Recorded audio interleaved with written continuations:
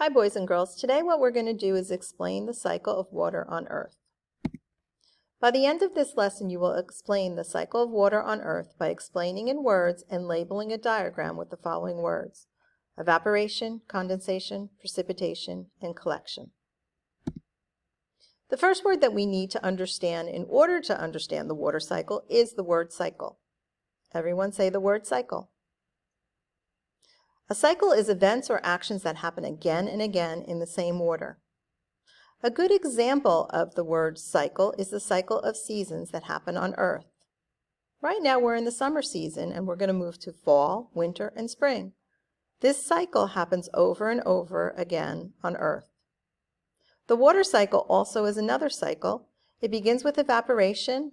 Once the sun evaporates the water and it turns to gases and vapors, it condenses in the clouds and then it falls down back to the earth in the form of precipitation. Precipitation is rain, sleet, snow, or hail. Once precipitation falls back to earth, it collects in our lakes, rivers, streams, and even puddles. Can you think of any other cycles on Earth? The next word that we need to know is evaporation. Everybody say the word evaporation. Evaporation happens when the water or liquid is changed to a gas.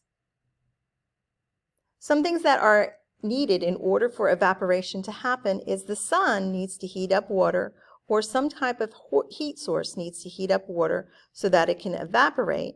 And what happens is the liquid turns into vapors or gas into the atmosphere where we can't see them. And we can see that through our diagram about evaporation, and we can see the lake and we can see those little squiggly lines. That's evaporation forming from the hot sun on the lake. Those little vapors or gases go into the atmosphere. We can also see it in the pot of boiling water. Here we have the heat source of the stove, and it's boiling the water, and the water is turning into a gas or a vapor, and you can see that in the form of steam. The next word we need to know is condensation. Everybody say the word condensation. Condensation is a changing from a gas to a liquid.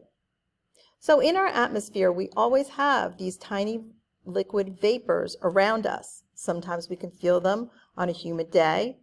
Most of the times we can't see them.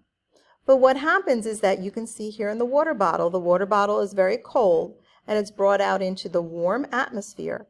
And the changing of those gases in our atmosphere to a liquid can be seen on those droplets of water on the outside of the water bottle. Condensation also happens in the clouds. Once evaporation occurs and those vapors are in our atmosphere, they move into the cold atmosphere of the clouds, and the coolness of the atmosphere actually makes those vapors and gases collect and make droplets of rain, water, snow, ice, and sleet. When the clouds get very heavy, they release that precipitation down to earth. We can also see some dew on a grass blade. That is a form of condensation in the morning. And fog in the mountains is also a form of condensation. The next word we need to know is precipitation. Everybody say precipitation. That's a tough word to say. Let's say it again, precipitation. Precipitation is water that falls to the ground from the atmosphere.